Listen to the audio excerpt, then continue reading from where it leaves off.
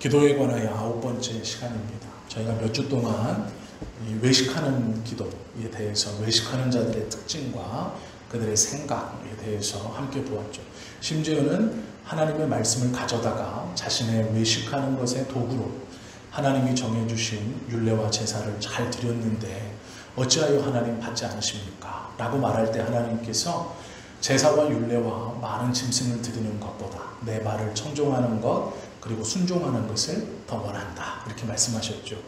그리고 그것은 단순히 머물러 있는 상태가 아니라 하나님께서 사신 우상에게 절하는 죄와 같이 볼 것이다. 즉 그 신앙은 그 자리에 가만히 서 있는 신앙이 아니라 하나님을 대적하면서 뒤로 물러나가는 신앙이라는 이야기를 우리가 함께 보았죠. 그리고 지난주에는 그것에서 한 발 조금 더 나가서 사무엘상 15장에서 23절 말씀을 가지고 사울이 이스라엘의 왕 사울이 전쟁을 통해서 얻은 전리품을 남겨놓고 이 사무엘을 맞이하면서 사무엘이 이 들리는 짐승의 소리가 무엇이냐라고 물었을 때 하나님께 좋은 것으로 제사하기 위해서 남겨두었습니다 라고 말하는 본문이었습니다. 그것을 통해서 비록 하나님의 이름으로 하나님께 두기 위해 남겨두었다 할지라도 그리고 그것을 드린다고 할지라도 하나님의 말씀을 순종하는 것보다 좋은 것은 아니다 라는 것을 우리가 함께 들었죠. 그러면 여기서 의문이 좀 하나 생깁니다. 그게 무엇이냐면 우리가 하나님의 말씀을 청종하고 주님의 뜻을 이룰 때 그러면 나의 생각이나 나의 어떠함은 아무것도 없는 것이냐? 그렇지는 않습니다. 하나님께서 우리에게 어떤 큰 명령을 주시고 어떤 삶의 큰 방향을 주시면 그 방향 안에서 살아가는 때에 로봇처럼 살아가는 것이 아니라 하나님께서 우리에게 주신 지정의를 가지고 그 안에서 바른 것을 판단하고 하나님의 뜻을 짐작하며 그리고 그것을 행동으로 옮기고 믿음으로 살아가는 것이죠. 그래서 우리가 수요일에는 구원의 믿음과 생활에서 드러나는 생활의 믿음이 다른 것이다, 이것을 배웠고 구원의 믿음과 함께 생활의 믿음으로 하나님 앞에 나아가 고백할 때 하나님께서 주신 구원을 확실히 증거하며 또 누리며 살아갈 수 있다, 이것을 우리가 배웠죠. 오늘 본문에 보시면 한 가지 조금만 더 깊게 생각해 보아야 할 것이 있습니다. 그것이 뭐냐면 하나님께서 하나님의 뜻에 맞추어서 우리를 부르시고 우리가 하나님의 뜻에 합당한 삶을 살아갈 때 그리고 그 살아가는 데에 있어서 열매가 나왔음에도 불구하고 예수님께서 불법을 행한다, 도저히 알지 못한다 라고 하시는 순간도 있다라는 거예요. 그것이 어떤 것이냐면 오늘 우리가 읽었던 7장 22절의 말씀이에요. 그날에 많은 사람이 나더러 이르되 주여 주여 우리가 주의 이름으로 선지자 노릇하며 이라고 말해요. 예수님의 이름으로 선지자 노릇을 했어요. 예수님의 이름으로 하는 선지자 노릇이 무엇인가요? 하나님의 뜻을 전하고 가르치고 지키게 하는 겁니다. 예수님의 이름으로 선지자와 같은 이 사명을 감당했습니다. 그런데 그냥 한 것이 아니에요. 왜 그러냐면 이 말뜻을 보면 지금 예수님께서 7장에 들어서면서 어떤 말씀을 하시냐면 여러 비유로 쭉 말씀하시다가 7장에서부터 본격적으로 구원에 관해서 얘기하세요. 좁은 문, 즉 구원으로 인도하는 것에 대해서 하나님의 나라에 들어가는 것, 즉 이 땅에서 내가 이 땅에서의 문제가 아니라 이 땅에서의 문제뿐 아니라 하나님의 나라, 즉 저 땅에서 아직 우리가 경험해보지 못한 이 하나님의 나라에 대한 이야기들을 이제 7장에서 비교적 하시기 시작하세요. 그러면서 앞에 좁은 문에 관한 이야기를 하세요.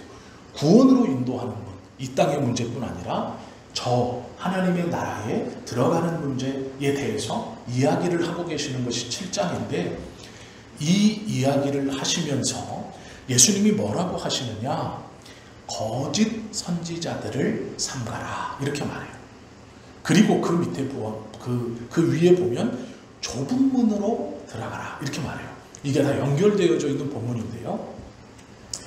7장 7절부터는 구하라 라는 거예요. 뭘 구해요? 하나님의 나라를 구하라.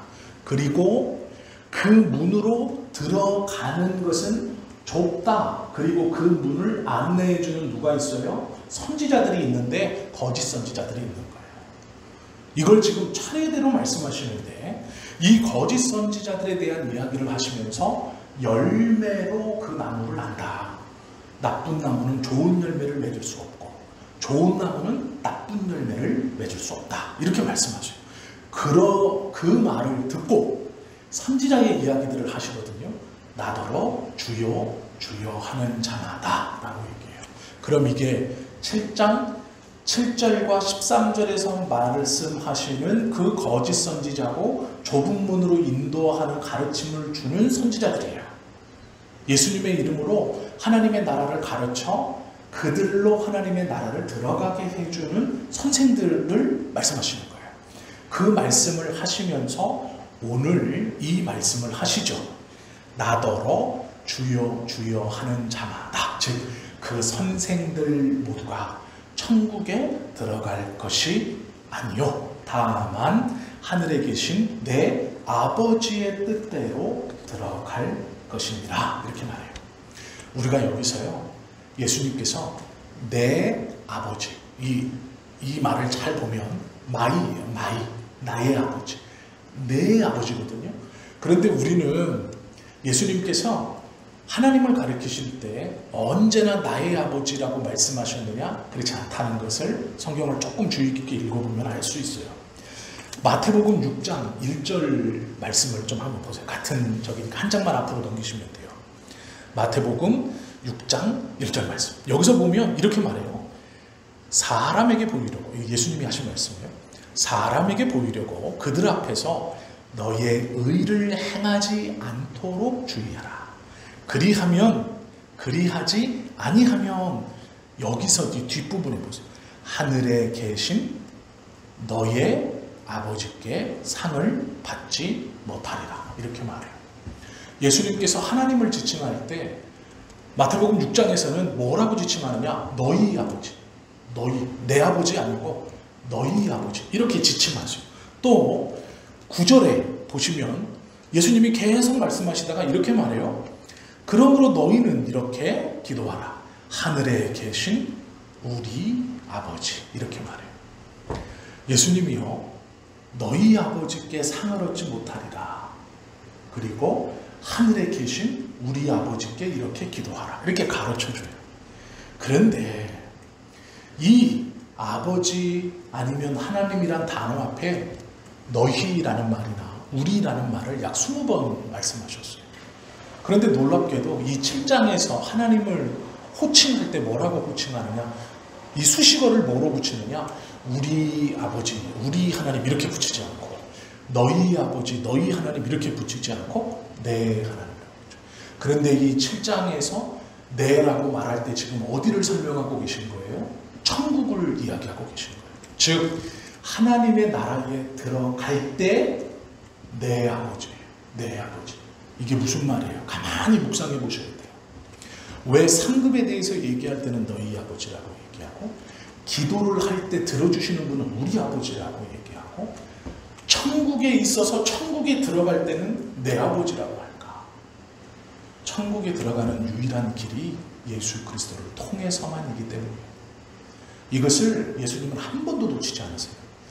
천국에 들어가는 것 할 때는 그 소유를 즉 예수님에게 붙여요. 그래서 여기에서는 우리 아버지나 너희 아버지라고 안 해요. 상급이라든지 기도를 들으시는 기도자의 조건, 아들이 아버지에게 할 수 있는 것처럼 아버지가 너희들의 하나님 아버지시기 때문에 너희의 기도를 들으실 것이다. 이렇게 설명할 때는 하고, 상급, 너희 하나님께서 너희에게 주실 것이다. 하나님이 여기 계시고 이 사람들이 여기 있어요. 너희 하나님이 주실 것이다. 상급에 관한 문제도 관여하지 않으세요. 그런데 놀랍게도 천국에 관한 이야기를 할 때 그 천국의 주인인 하나님을 내 소유라고 얘기해요. 내 하나님 이렇게 얘기해요. 이것은 하나님의 나라에 들어가는 자는 예수 그리스도를 통해서만, 예수님으로만 갈 수 있다. 즉 하나님께 들어오는 자는 그리스도를 통해서만 할 수 있다라는 것을 내 하나님이라는 말로 지금 보여주고 있는 거예요. 제자들에게. 그것은 다른 방법이 없다라는 거예요. 그리고 한 가지 더 말씀하세요.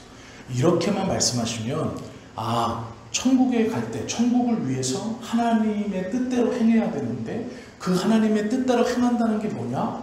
상급은 성부에 관련된 것이고 우리의 기도도 성부가 듣는 것이고 우리가 천국을 갈 때 그 성부께서 이 천국의 문, 천국에 관련된 것을 성자, 예수님에게 맡겨놓거나 그래서 하나님의 뜻대로 행하는 자라는 것은 지금 우리가 계속 보아왔던 것처럼 어떤 제사를 드리거나 제물을 드리거나 짐승을 바치거나 그런 것이 아니다라는 걸 짐작하셔야 돼요. 그러면 우리가 지난주에 본 것처럼 하나님의 말씀을 듣는 것, 경청하는 것, 그리고 순종하는 것 이것인데 이것이 누구의 마음에 들어야 되고 누구의 안에 있어야 되는 거예요? 그리스도 안에 있어야 돼요. 하나님의 말씀을 듣는다는 게 뭐냐? 그 말씀에 대한 순종이 뭐냐? 이것을 해야 하나님 뜻대로 행한 자이고 이 뜻대로 행한 자가 그리스도를 통해서 하나님의 나라에 간다. 이 말은 이 뜻대로 행하는 자의 기도가 하나님께 들려진다. 이 말이에요. 똑같은 말입니다.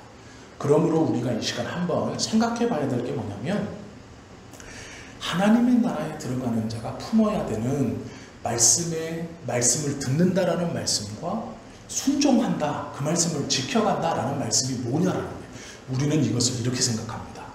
예배를 잘 드리고 11조를 잘 드리고 또 맡겨진 사역을 잘 감당하고 봉사와 섬김 또 예수님의 마음으로 사랑을 품고 이웃들을 사랑하면서 내가 할 수 있는 최대한의 것들로 주님의 이름을 높이기 위해서 살아가는 것 물론 너무 좋고 너무 훌륭한 신앙인의 자세이고 모습입니다. 그런데요, 바울을 보면 우리가 알 수 있어요.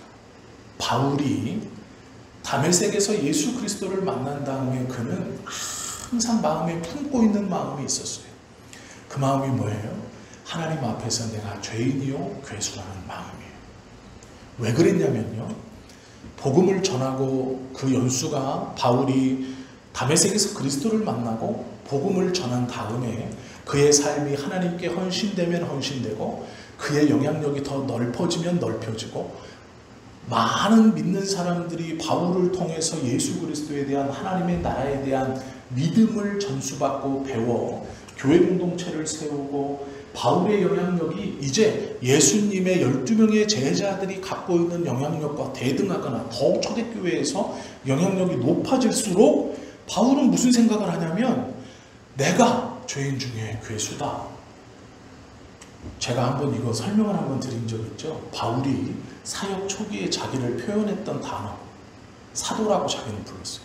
그러다가 사역이 점점 길어지고 그가 나이가 들어갈수록 자기를 지칭하는 호칭이 더 떨어지는 걸 우리가 한번 공부한 적이 있어요.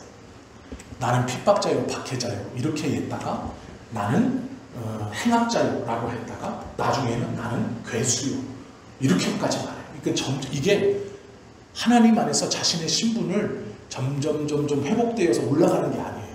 처음에 나는 죄인입니다 했다가 저는 평범한 사람입니다 했다가 나는 거룩한 사람입니다 나는 의로운 이렇게 올라가는 게 아니고 점점 떨어져요. 바울이 자기를 자신 한 신앙을 갖고 있는 그리스도 안에서 한 신앙을 품고 있는 하나님의 자녀들에게 자기를 소개하고 자신의 상태를 이야기할 때 점점 더 흉악한 것으로 자신의 죄에 대해 죄인이었던 것에 대한 호칭을 점점 더 아래로 악하게 했어요. 왜 그러냐면 이것이 하나님께서 원하시는 믿는 자의 마음가짐이기 때문이에요. 이게 무슨 얘기냐? 그러면 우리가 항상 하나님 앞에서 죄인인 것만을 생각해야 하느냐? 절대 그런 말이 아닙니다. 이게 어떤 말이냐면 하나님의 말씀을 듣는다라는 것은 우리가 알아요. 말씀을 듣는 게 뭔지. 하나님은요, 믿음의 삶을 살아가면서 우리에게 로봇처럼 일을 한 다음에 일을 하고 일을 한 다음에 꼭 3을 하고 3을 한 다음에 4를 해야 된다. 이렇게 말하지 않아요. 오른발을 걷고 왼발을 걷고 오른발을 걷고 왼발을 걷고 이렇게 말씀하지 않아요. 목표가 여기 하나님의 나라에 있는데 너는 꼭 이 길로만 이 철도를 깔아놓고 기차가 이 철길만을 가야 하는 것처럼 여기가 하나님의 나라 꼬린 지점인데 너는 여기서 출발했으니 이대로 가야 된다. 이렇게 말씀하는 분이 아니에요. 꼬린 지점을 주시고 이곳에서 하나님의 말씀으로 이 큰 틀을 우리에게 주세요. 복음 안에서 믿음을 주셔서 이곳에 가는 방법은 그리스도 예수 안에서 우리가 로봇처럼 가는 게 아니에요. 하나님께 은혜도 구하고 때로는 실망도 하고 실족도 하면서 다시 일어나고 다시 일어나서 자신이 받은 하나님의 은혜와 붙들고 있는 모양과 꼴대로 우리의 믿음의 길을 걸어가는 거예요. 이건 다 똑같지 않습니다. 자유로워요. 수많은 모습들이 나타날 수 있어요. 그러나 연약한 모습, 잘못된 모습이 드러날 때 말씀으로 우리를 가르치시죠. 우리는 이 큰 틀을 듣는 거예요. 청종하는 거예요. 거기에는 원칙도 있을 수 있어요. 그리고 우리가 우리의 상황에 맞도록 선택하는 어떤 믿음의 모양도 있을 수 있어요. 우리의 기도의 제목들이나 우리가 더 중요하게 여기고 덜 중요하게 여기는 신앙의 우선순위가 충분히 다를 수도 있어요. 그런데요, 바울이 품었던 마음은 우리 모두가 갖고 있어야 돼요.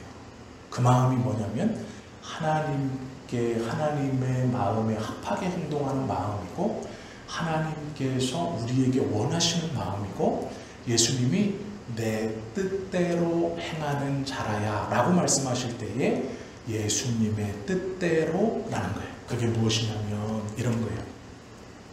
사명을 받았습니다.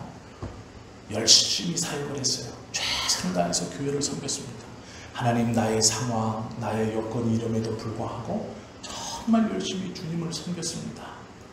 그렇게 해서 주님의 앞에 심판대에 갔을 때 하나님, 내가 최선을 다해서 주님을 섬겼습니다. 그게 아니에요. 이 본문을 가만히 보시면 22절에 보면 이렇게 시작해요. 그날에, 이날은 심판날이에요. 예수님이 심판주로 오셔서 하시는 그 심판날, 많은 사람이, 한두 사람이 아니에요. 많은 사람이 나더러 이르되, 예수님께 말씀하는 그 심판주로 오신 예수님, 주여 주여 우리가 한 사람도 아니고 여러 명이 말하는 거예요. 그러니까 우리가라는 건 우리도 있고 저기도 있고, 하여간 우리 이렇게 군중에 이렇게 있는 거예요. 지금 이게 시대별로 분류될 수도 있겠고 어떤 종사자별로 분류할 수도 있겠죠. 예를 들어서 우리가 간단하게 생각하면 60년대부터 70년대 80년대 이렇게 나눌 수도 있고, 아니면 일반 목회하던 사람, 특수 목회하던 사람, 선교하던 사람, 이렇게 하여간 우리가라는 거 그룹이에요. 이렇게 그룹이 뭐라 그러냐, 예수님의 이름으로 선지자 노릇하며 하나님 말씀을 가르쳤어요. 이게 한 시대에만 국한된 게 아니고 한 사람에게만 국한된 게 아니에요. 예수님께서 심판주로 오셨을 때 그 앞에 무리로 이렇게 그룹으로 한 사람도 아니고 한 시대도 아니고 많았다는 거예요. 많은 무리가 말해요.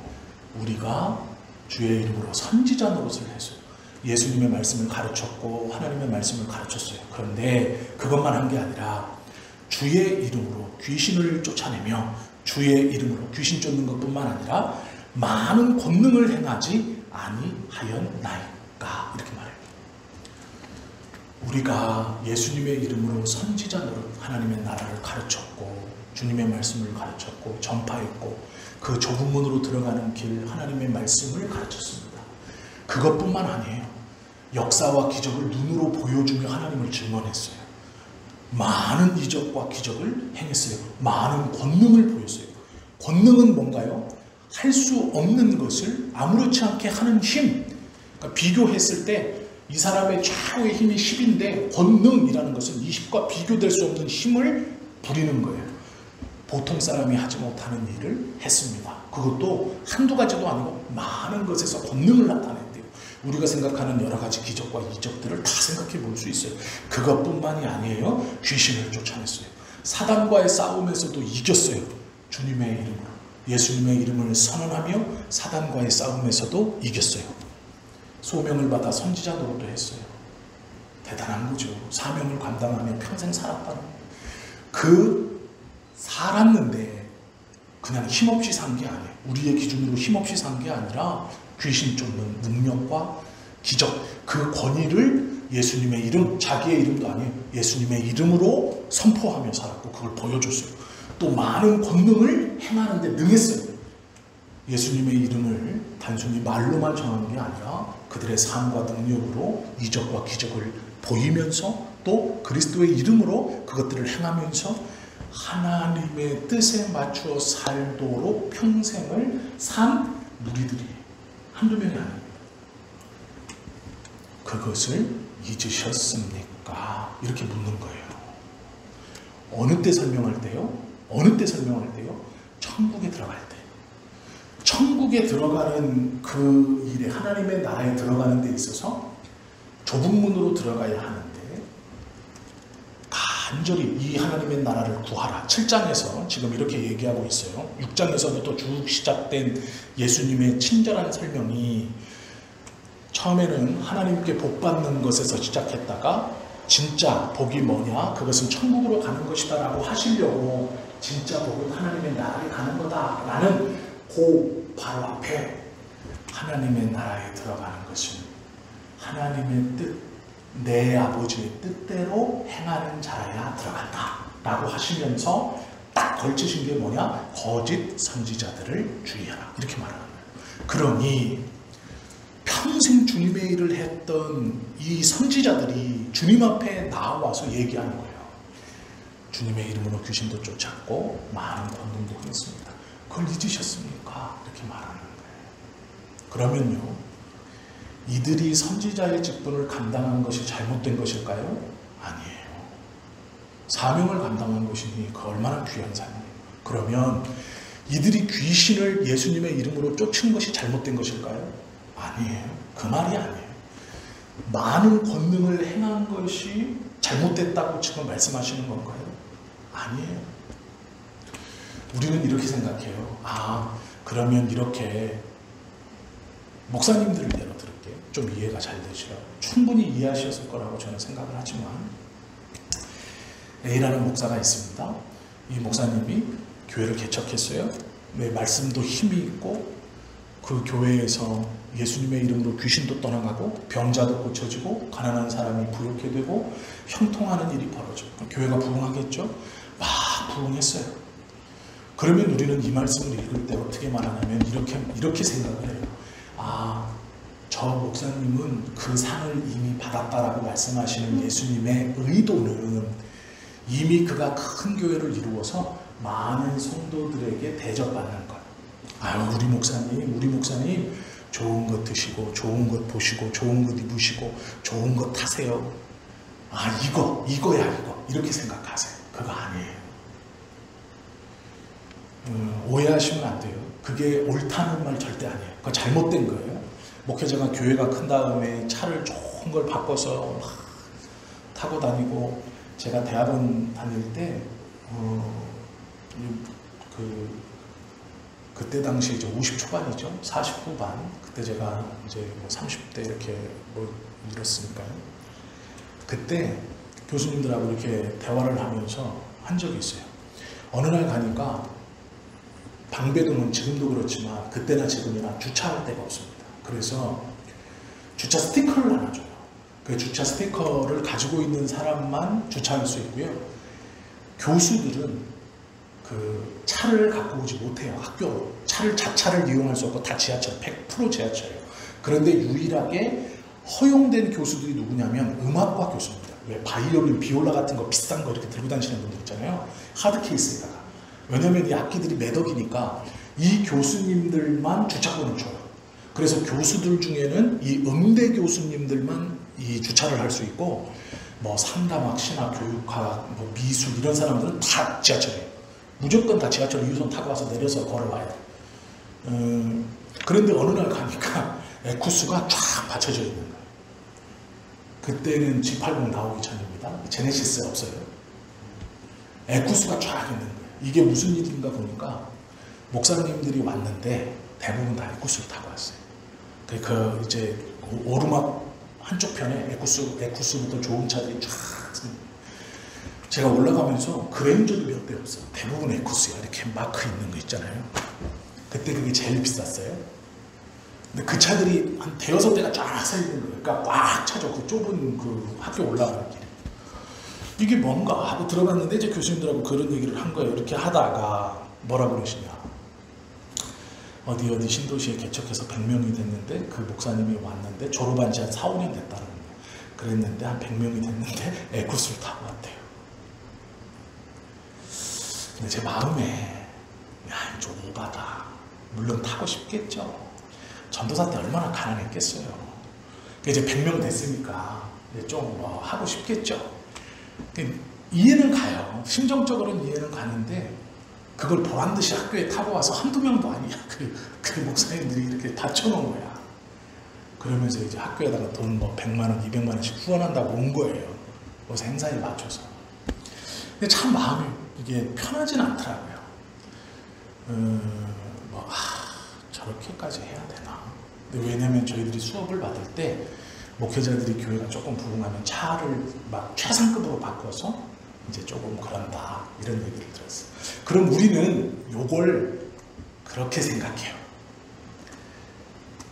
예수님이 마태복음 23장에 그때에 내가 그들에게 밝히 말하되, 이건 알아듣게 얘기했다라는 뜻이에요. 알아들었다. 예수님이 이 말을 하니까 그들이 알아들었다 이런 뜻인데, 내가 너희를 도무지 알지 못하니 불법을 행하는 자들아 내게서 떠나가라 하리라. 떠나가라 하리라. 아직 안 했어요. 이 말을 잘 들으셔야 돼요. 떠나가라 하리라. 그 말은 지금 이 대화의 당사자들이라고 예수님이 1인 2역을 하시는 거잖아요. 자, 이 이야기에서 나오는 선지자들에게 그렇게 지금 말했다 안 했다? 아직 안 했어요. 그런데 그렇게 할 거라는 거예요. 하리라. 왜냐하면 아직 예수님이 심판주를 안 왔잖아요. 지금 이 땅에 계실 때니까 하리라 라고 이제 미래에 내가 그렇게 할 거다. 미래 완료로 얘기하셨는데 그렇게 하리라 라고 얘기했는데, 중요한 건 여기서 말씀하시는 불법이에요. 불법을 행하면 하나님의 뜻대로 행하지 않는 것이 불법이기 때문에 하나님의 나라에 못 들어가요. 예수님에게서 떠나간다는 얘기는 하나님의 나라에서 못 들어간다 이런 얘기예요. 그러면 우리가 저 목사님 성도 100명 되더니 차를 제네시스로 바꿔가지고, 그때는 제네시스가 없었죠? 에쿠스로 바꿔가지고 벌써 이렇게 상급을 받았어. 저 목사님 저거 교만한 거 보니까 예수님께서 심판날에 떠나가라 하시겠고 막 이러실 수도 있다는 거예요. 근데 이게 아니라는 거예요. 예수님이 말씀하시는 불법을 행했다라는 것, 하나님의 뜻에 맞지 않다라는 게 경제적으로 풍요로움을 누린다. 물론 그것도 절제해야 되고 믿음이 있는 사람이라면 자제해야 돼요. 그건 맞아요. 그러나 여기서 말씀하시는 불법은 그런 게 아니고요. 이런 거예요. 바울이 다메섹에서 부르심을 받고 하나님의 일을 쫙 해나가고 있어요. 그런데 그가 그 사역을 감당하면 감당할수록, 깊이가 있으면 깊어질수록 하나님의 은혜를 경험하고 변화되는 성도들이 늘어나면 늘어날수록 그의 마음에 계속 자신의 마음 한구석에 하나님 앞에 자기를 바라보는 시선이 있어요. 자기를 느껴지는 시선. 그게 뭐냐면 지금 바울이 열매가 없는 게 아닙니다. 많은 교회들이 세워지고 많은 사람들이 예수님을 믿어요. 바울의 전도로 인해서, 가르침으로 인해서. 열매가 없는 삶이 아니에요. 귀신도 쫓고 많은 권능을 행한 이것과 같은 거예요. 많은 사람들이 바울에 대해서 힘있게 그의 가르침을 받을 때 능력이 있어요. 그리고 이 영향력이 있어요. 오네시모의 사건을 보면 알 수 있어요. 오네시모를 교회에 보내면서 이 오네시모가 원래 노예였어요. 거기 도망쳐 왔거든요. 그런데 지금 변화받아서 바울의 동역자가 됐어요. 그러니 바울이 편지를 그 오네시모 손에 들려보내면서 편지 안에 뭐라 그러냐면, 오네시모를 나 대하듯 해줘라. 그를 용서해라. 그를 형제로 인정해라. 혹여 오네시모가 손해가 끼친 게 있거든 내가 너희를 만났을 때 갚아주리라. 이렇게까지 얘기해요. 이게 뭐예요? 바울이다. 나를 믿고 이 오네시모를 용서하고 인정해줘라. 이건 권위예요. 바울이 갖고 있는 권위예요. 열매가 없으면 그런 권위가 나타나지 않죠. 바울이 지금 열매가 있습니다. 그런데 이렇게 생각하는 거예요. 좀 더 잘했으면 좋을 뻔하였다. 내 재주껏 해보아도 내 잘못이 누적된 것이 많고 결핍이 많아서 나는 이것밖에 못하게 되었구나. 이게 뭘까요? 쉬운 말로 하면 이거예요. 내가 좀 더 빨리 그리스도를 믿어 나의 삶이 조금 더 빨리 하나님의 뜻에 순종하였더라면, 내가 과거에 잘못한 것이 없이 그때 하나님의 말씀을 미리 깨닫고 일찍 깨닫고 주님의 뜻을 알아 순종하였더라면, 지금 어떤 결과가 있지만 그 결과 앞에서 하나님, 내가 이 정도면 최선을 다했습니다. 주님, 내가 이 정도면 최선을 다한 것 아닙니까? 이 마음이 아니에요. 이게 불법이라는 거예요. 그럼 어떤 마음이에요?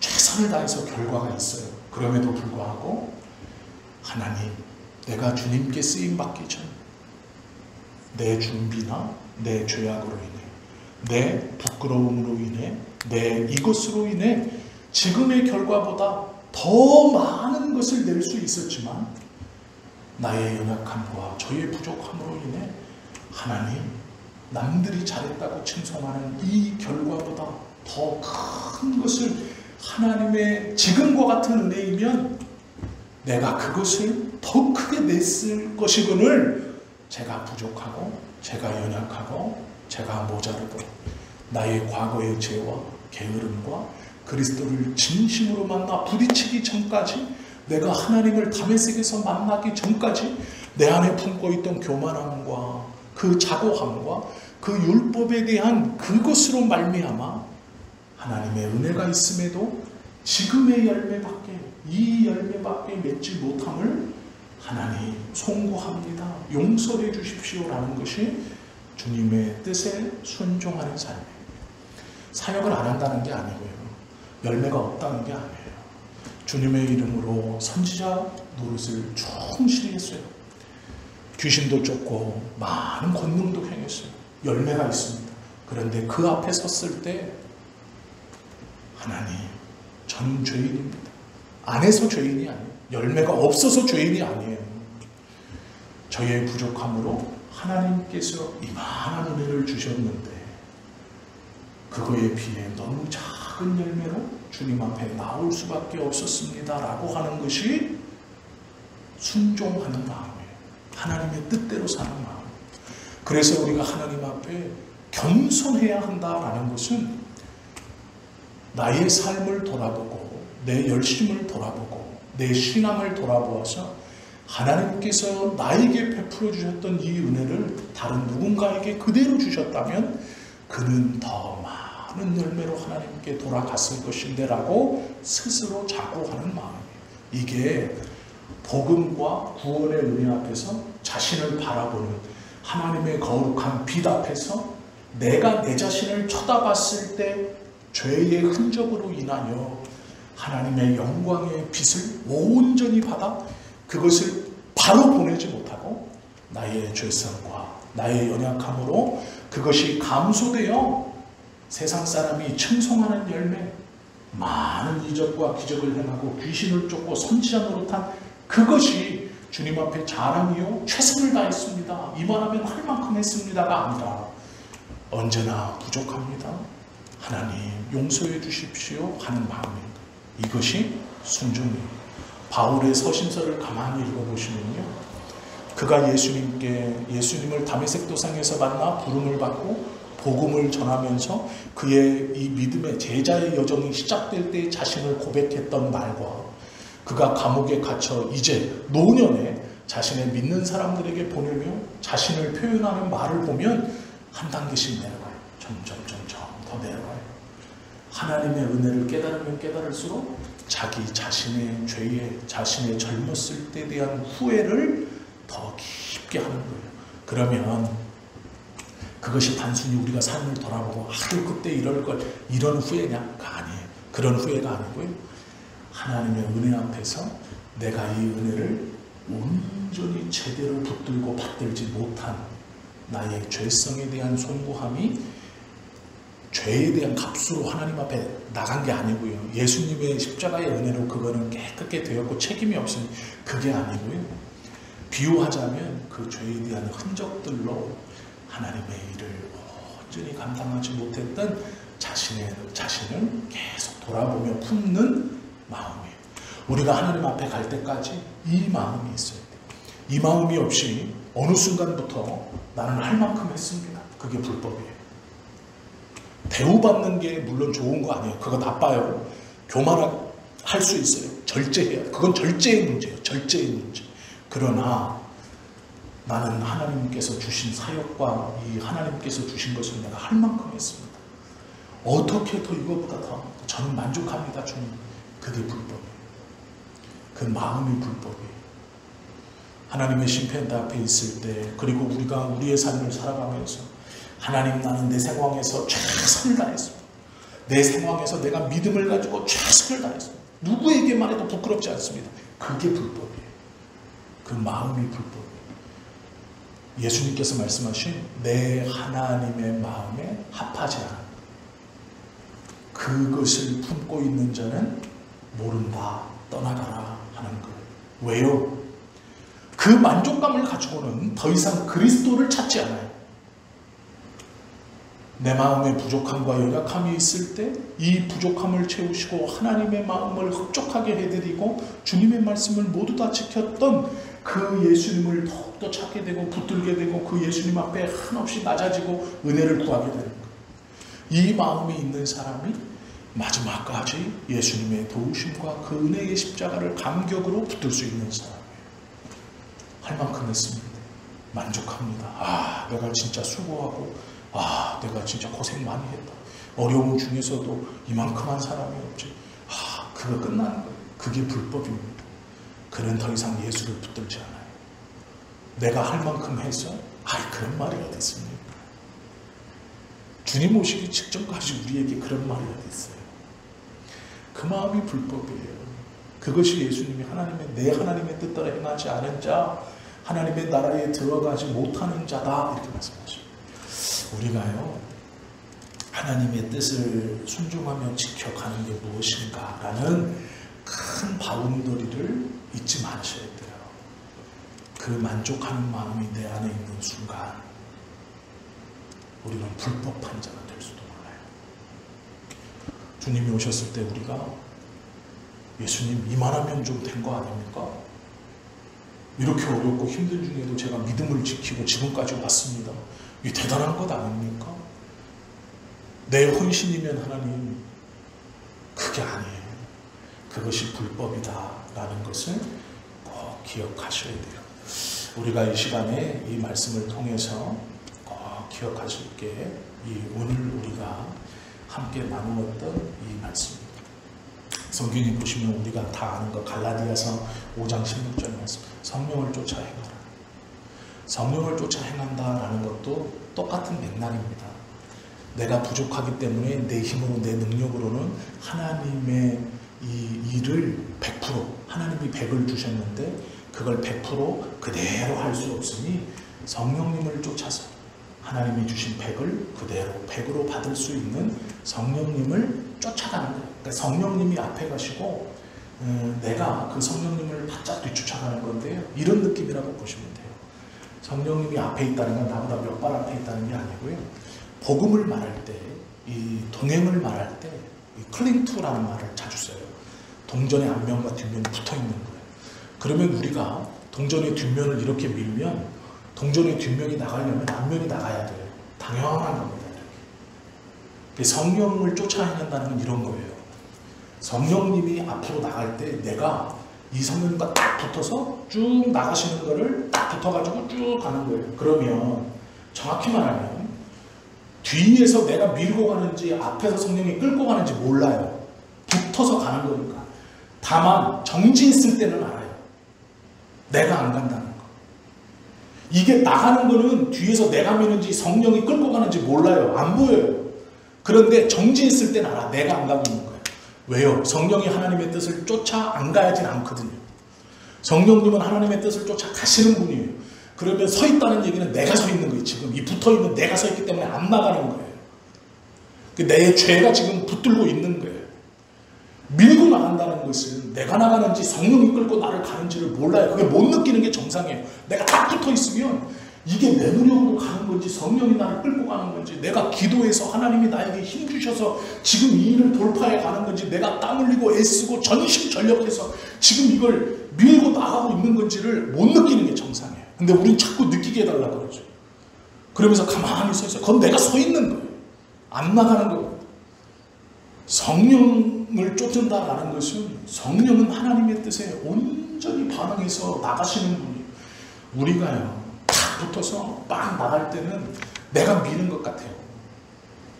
내가 뒤에서 막 밀고 나가는 것 같아요. 바람 내가 다 맞고 고생 내가 다 하고 이 일을 어떻게 되게 하는 건 나은 것 같아요. 그게 정상인데요. 그렇게 느끼는 게 정상이에요. 정상이긴 한데 성령을 쫓는다, 쫓아 행하라 라는 것은 성령이 가시니 그 뒤를 내가 바짝 쫓아가는 거예요. 바짝. 뒤에서 미는지 앞에서 끄는. 알아들었다고 생각하고요. 이거 알아들으셔야 돼요. 자꾸 뭔가를 구하고 내 느낌을 원하는 건 하나님 앞에서 바른 것이 절대로 아니다 라는 거예요. 성신을 쫓아 행하라. 그리하면 내 욕심을 이루지 아니하리라. 이것이 뒷말이에요. 육체의 소욕은 성신을 거스리고 성신의 소욕은 육체를 거스리라니. 갈라디아서 5장 16절 17절 말씀. 끌고 가면 육신의 소욕을 거스리는 거. 내가 서 있으면 성령의 소욕, 성령의 말씀을 쫓아 가려고 하는 걸 붙어있는 내가 막고 있는 거예요. 그러니까 이건 잘못된 거예요. 그러나 끌려갈 때는 내가 가는지 성령이 가는지 몰라요. 우리는 가는 거예요. 성령을 쫓아가기 때문에. 그리고 가면서 계속 구하는 거예요.